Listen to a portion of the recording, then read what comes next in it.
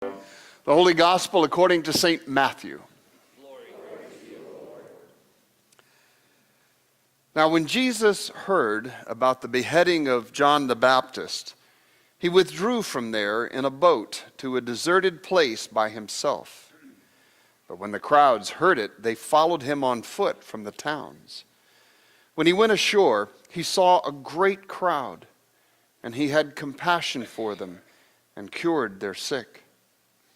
When it was evening, the disciples came to him and said, "This is a deserted place, and the hour is now late.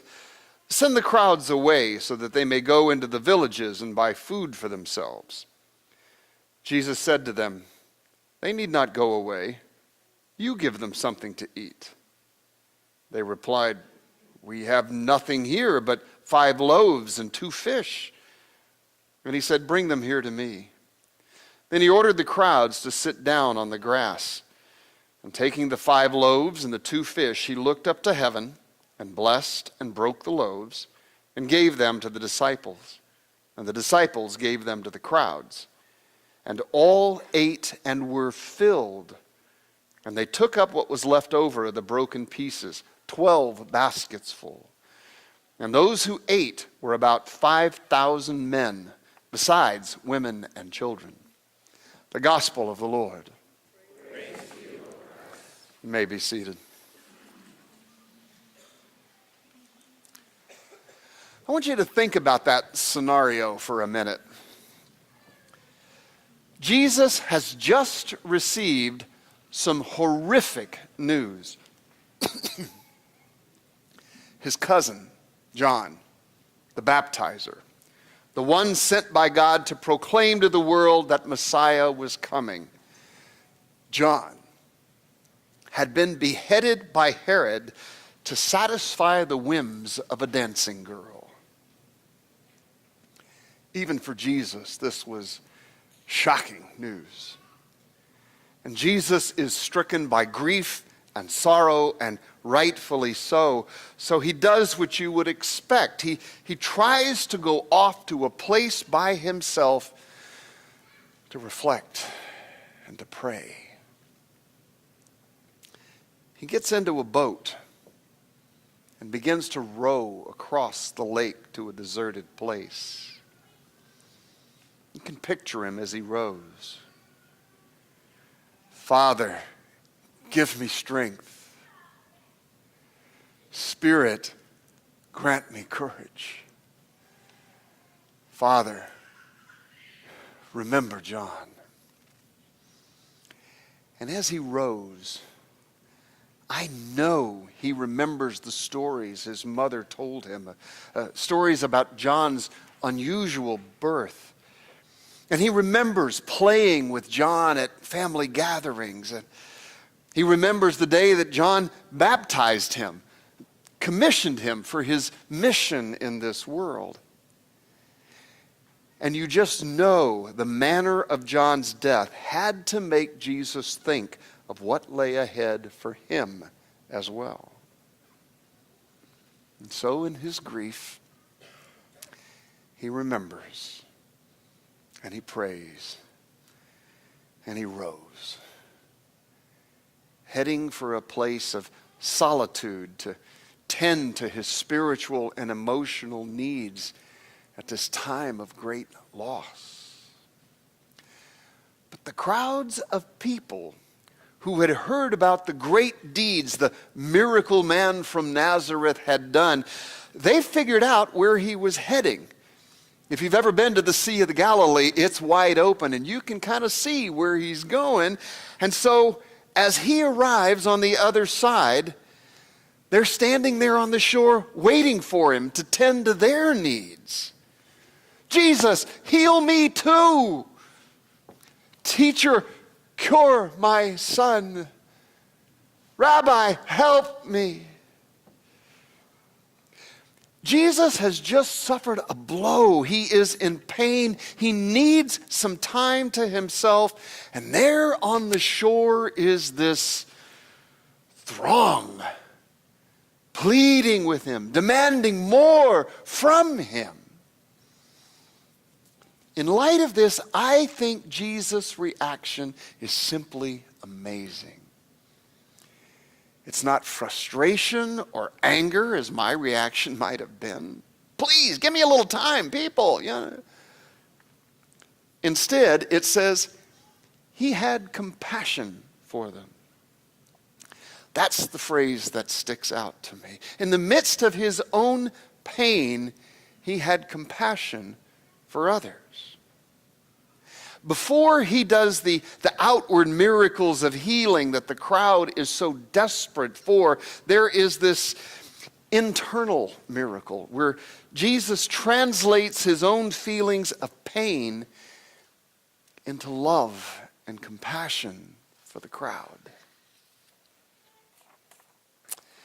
So is there something here for us who seek to follow Jesus as well? I wonder what would happen if in those times when we seem stuck in our grief or anger or frustration with life, what would happen if we took all that energy and poured it into acts of compassion for others? Might we find our own load just a bit more bearable? Yes, grief must be dealt with, and our frustrations are real, and there are some times in life where the only appropriate reaction is to sit and grieve.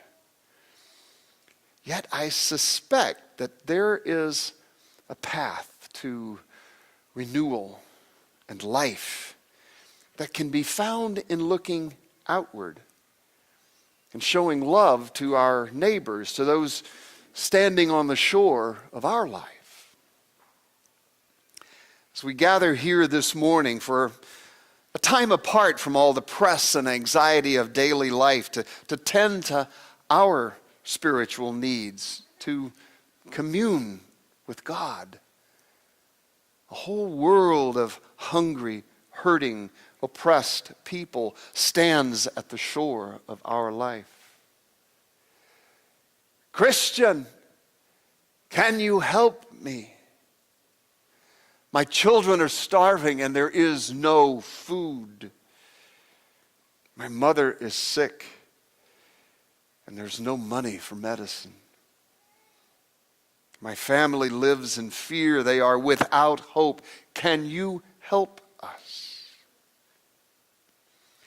In his hour of grief, Jesus puts his own needs aside for the moment. He stepped out of the boat and he touched them with his healing power. He had compassion for them. And as I read this story, I can picture Jesus completing his healing work. And then in theater terms, he does what's called breaking the fourth wall. He takes a breath and he turns his face toward the camera, towards us, with a look that says, so now, Christian, what will you do? Will you have compassion for the sake of the world? And I hear a voice within me say, yes, Lord, but what can I do? I'm only one person, and there is a world of hurt and pain out there. And that's why I think the story continues with the feeding of the 5,000. After Jesus heals the crowd, the disciples remind him that all these people are gathered in the wilderness, and there was no potluck picnic planned for the day. You know, the people did this on impulse, going around to the other side. And they say, what are we going to do? And with a gleam in his eye, Jesus tells his disciples, well, you guys feed them. And they say, what? We don't have enough food for all these people. So Jesus says, bring what you have to me. And with 5 little rolls and 2 little fish, a snack basically, the entire crowd is fed and nourished. Yes, you are just one person. Yes, we are just one congregation. But when we offer what we have and who we are to God, God shows us that He's able to multiply those gifts. God is able to use those gifts, to use us to accomplish great things in God's world. Because God is alive and is at work in this world, because Christ continues to turn a few loaves into banquets, the power of one person, of one congregation can accomplish miracles. Yes, the hungry can be fed. Yes, the sick can be cared for. God's creation can be protected.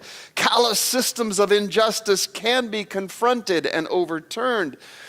The power of God's love and mercy and compassion coming through one can bring healing to a broken world. And before you can say it, no, I don't think I'm a dreamer, someone who doesn't understand reality. I know full well that the power of sin is also still at work in this world. Trust me on that.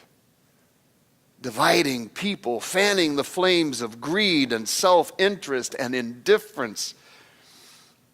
But don't you see, no matter what we see around us, and even in us, as Christians, we know of God's power to multiply the loaves and the fishes.